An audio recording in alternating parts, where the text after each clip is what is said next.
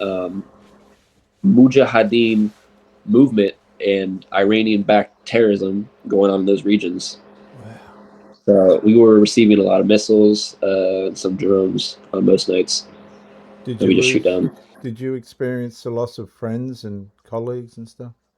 Luckily, no. But in Syria, um, nobody that I knew personally, but two people got hurt while I was deployed, and one civilian contractor died from a drone strike. What? It was kind of crazy.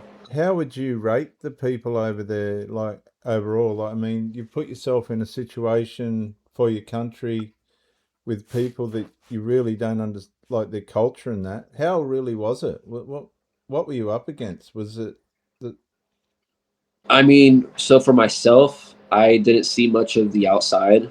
I was within a base mm, boundary, and the people that I talked to day to day on base, they had a clear understanding why we were there. It was for Operation Inherent Resolve. You can Google it. Basically, to what the mission entailed, right? It was to minimize the threat of ISIS um, from the 2014 deployment that we had. And when we wiped ISIS out, we were just having a presence in Iraq to make sure that they didn't build it back up and spread out like they did again. But people were cool. I had some good friends. I made good friends. We respected each other's cultures. I liked learning, so I asked a lot of questions.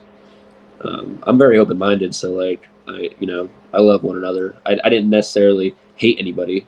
I knew why I was there, so were you a it was. are you a Christian man? No, No. no. My family's Christian. Okay. My family's really heavily Christian, but myself, I consider myself agnostic. So I believe in a spiritual sense, but I like to hear everybody's stories. Um, was your war experience something that made you consider God and all that, or because I mean, anything could have happened at any time. Yeah, I mean, I could draw some experiences that I could see that was divine, a divine, Wow. like I almost died. I didn't have asthma, but while I was in service, I was breathing in a lot of toxic dust chemicals where I was working, so I actually developed asthma, and I didn't know that until I had a severe attack where my lungs just started shutting down, couldn't breathe. It felt like I was breathing through a straw that was being squeezed, Ooh. and I was passing out, losing oxygen to my brain. And I had to wait like 30 minutes in the back of a pickup truck, bouncing around like a dead body, before I could, be revived with oxygen and albuterol, whatever medicine they gave me.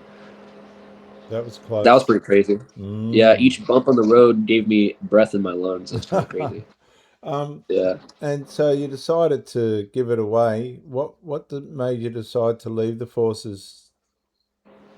Um, Medically wise, I think it Mm. was like a smart move of myself to. If I stayed any longer, it would have deteriorated my body, and then I'd have nothing left. So I already don't have much ability as it is. Like I can't go out and run anymore. I can't exercise anymore without worrying about my lungs just acting up because it's new to me.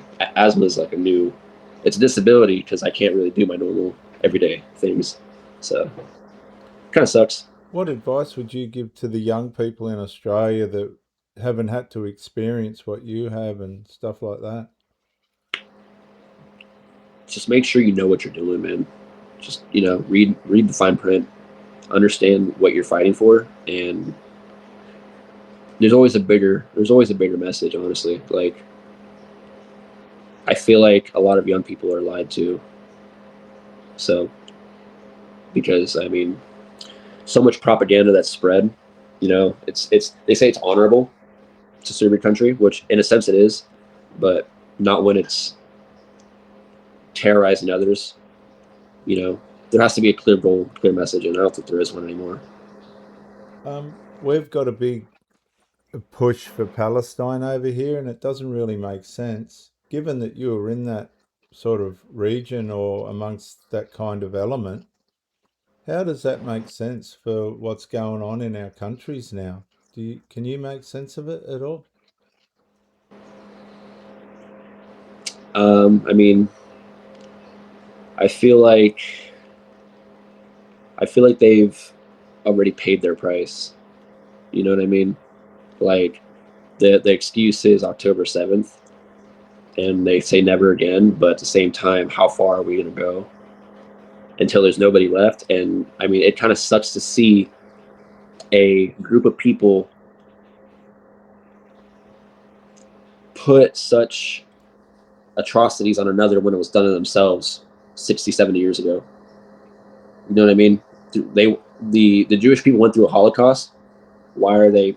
I'm not saying causing another, but thousands of children are dead, Mm. thousands of women and children. Not even like I can excuse the men because they could be fighters, right? But the civilians that are being just I don't know. It just seems like Casualties. Yeah, yeah.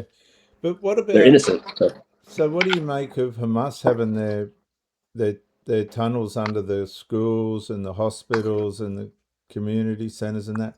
Do you think that was part of the, not all of it, but a part of the reason why a lot of civilians and that got killed?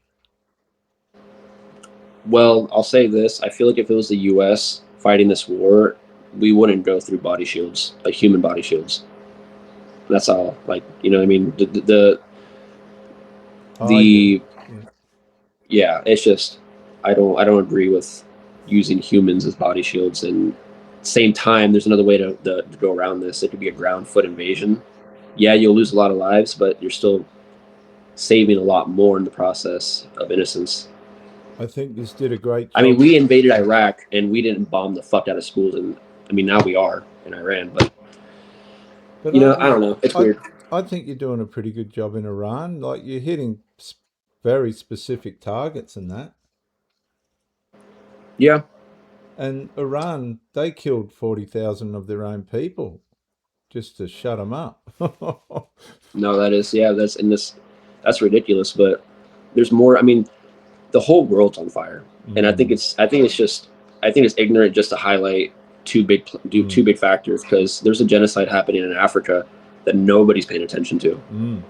Yeah, So like, I was just speaking to some guys in South Africa, and they were white guys, and they said we got no hope.